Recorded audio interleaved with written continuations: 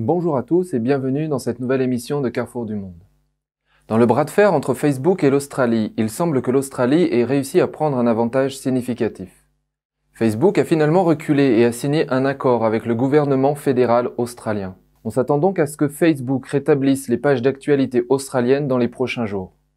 En janvier, l'Australie a proposé une nouvelle loi obligeant Google et Facebook à payer pour le contenu d'actualité provenant de sources d'information australiennes. À la mi-février, Seven West Media en Australie était devenu le premier grand média d'information du pays à conclure un accord de licence avec Google, obligeant le géant de l'Internet à payer la société de médias pour son contenu.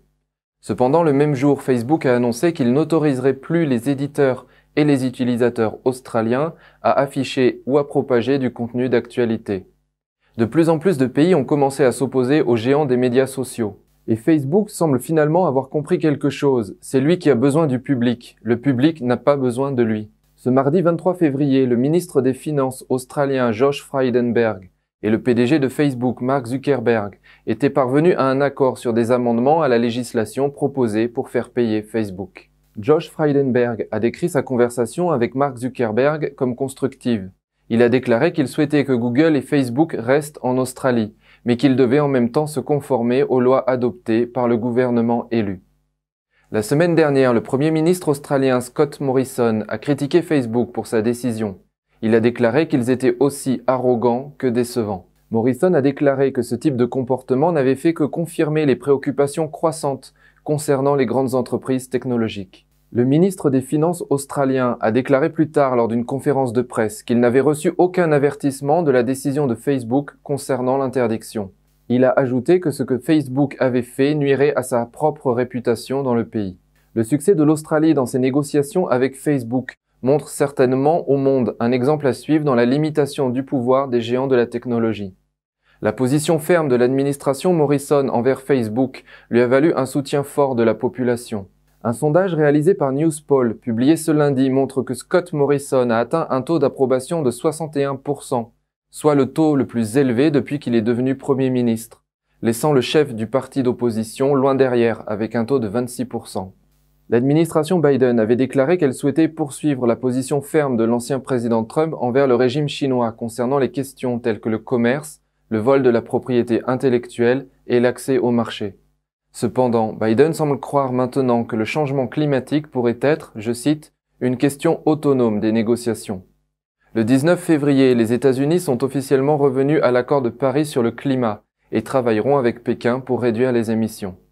Danny Ray Brouillette, qui était le secrétaire américain à l'énergie sous l'administration Trump, a souligné que le régime chinois n'a pas l'intention de respecter cette coopération. Un exemple de cette duplicité peut être vu dans la construction, en secret par la Chine, de plusieurs centrales à charbon ces dernières années, malgré de grands discours sur la lutte contre le changement climatique. Brouillette a souligné que même si le régime de Pékin n'a jamais fixé d'objectifs quantitatifs, l'administration de Biden a encore des illusions à leur sujet. Il a également critiqué l'action exécutive de Biden sur l'énergie, en particulier l'arrêt de Biden de l'exploitation du pétrole et du gaz sur les terres fédérales.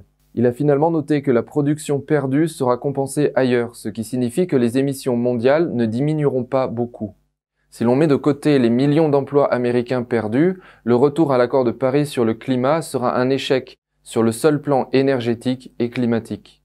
Contrairement à la faiblesse et à l'ambiguïté de Biden face au régime chinois, l'Angleterre semble montrer des signes de lucidité et de fermeté beaucoup plus forts. Nigel Farage en a fait un de ses nouveaux combats et j'en ai déjà parlé ici. Récemment, il a révélé que des milliardaires chinois achètent des écoles britanniques pour les transformer en centres de propagande communiste. Il a déclaré que tout devait être fait pour arrêter ces agissements. Du côté du pouvoir politique, le Premier ministre britannique Boris Johnson agit avec plus de fermeté contre le régime chinois et veut que le Royaume-Uni défende ses valeurs et ses intérêts par des actions. Le 19 février, Boris Johnson a prononcé un discours lors de la conférence de Munich sur la sécurité, où il a clairement exprimé sa position sur la répression du Xinjiang et de Hong Kong. Je cite Boris Johnson. « Après que la Chine a rompu un traité et imposé une loi répressive sur la sécurité nationale à Hong Kong, le Royaume-Uni a offert à près de 3 millions de personnes du territoire une voie vers la citoyenneté britannique. Nous avons agi rapidement et volontairement, avec le soutien de tous les partis, pour garder foi en la population de Hong Kong. Maintenant que nous avons quitté l'Union européenne, Le Parlement a davantage son mot à dire sur la politique étrangère, et cela n'a fait que renforcer notre détermination nationale à être une force pour le bien dans le monde. Lors de la conférence, Johnson a également annoncé son intention de renforcer les forces armées britanniques avec la plus forte augmentation du budget de la défense depuis la guerre froide. Au cours des 4 prochaines années, les dépenses de défense de la Grande-Bretagne passeront au 2e rang de l'OTAN, après les États-Unis. Alors concernant l'épidémie de coronavirus, le Premier ministre britannique Boris Johnson a été interrogé par Reuters sur l'origine du virus. Il a répondu « La plupart des preuves semblent indiquer que la maladie est originaire de Wuhan ». Récemment, les experts de l'OMS ont lentement révélé que le régime chinois avait refusé de leur fournir des données précoces sur les patients et l'apparition de l'épidémie à Wuhan. Le refus du régime de coopérer avec l'enquête de l'OMS a rendu très difficile la recherche des indices nécessaires pour aider à prévenir une nouvelle épidémie à l'avenir. Le 13 février, le microbiologiste de l'OMS, Dominic Dwyer, a déclaré à un certain nombre de médias, dont Reuters et le Wall Street Journal, que le régime chinois avait refusé de donner des données à l'équipe pour son enquête. Alors retournons maintenant en Australie. Les Australiens ont commencé à résister au régime chinois bien avant Facebook. Récemment, le Premier ministre Scott Morrison a déclaré qu'il voulait mettre fin à l'accord controversé avec la Chine sur les nouvelles routes de la soie, One Belt, One Road, car il n'apportait aucun avantage à l'Australie. Le Premier ministre du Victoria, travailliste, Dan Andrews, a signé un protocole d'accord en 2018 avec la Chine qui a fait l'objet de vives critiques. Cela a inspiré au Premier ministre australien Morrison un projet de loi sur les relations extérieures qui régit toutes les relations et accords étrangers afin qu'il y ait une cohérence lorsque les gouvernements nationaux traitent avec d'autres gouvernements nationaux. Le régime chinois a accusé l'Australie de nuire aux relations entre les deux pays par le biais de ses décisions législatives et a énuméré 14 plaintes qu'il a remises au gouvernement australien. Et comme avec Facebook, ces menaces n'ont eu aucun effet. Morrison est considéré comme un conservateur pragmatique au sein du Parti libéral australien. Sur de nombreux fronts, il partage la même vision de l'ancien président Trump et il se méfie tous deux des menaces venant du régime chinois. En janvier de cette année, Morrison a averti que les ambitions mondiales de Pékin étaient devenues plus incompatibles avec les intérêts souverains de l'Australie. Le courage de Morrison de protéger les intérêts australiens est une autre raison de sa popularité record. Maintenant, tournons-nous vers les Pays-Bas. Les autorités néerlandaises affirment que les infrastructures clés du pays sont régulièrement ciblées par la Russie et la Chine. Erik Ackerboom, directeur général des services de renseignement et de sécurité, a déclaré, je cite, que les joyaux de la couronne de l'économie néerlandaise sont en danger. Les entreprises ciblées sont celles spécialisées dans la technologie maritime, l'ingénierie aérospatiale, la technologie agricole et de serre, l'informatique quantique et l'intelligence artificielle. Selon Ackerboom, la menace chinoise est fortement sous-estimée. Le Parti communiste chinois a, je cite, une liste d'achats de technologies qu'il souhaite collecter dans le monde entier grâce à des investissements quand c'est possible, sinon des cyberattaques ou de l'espionnage.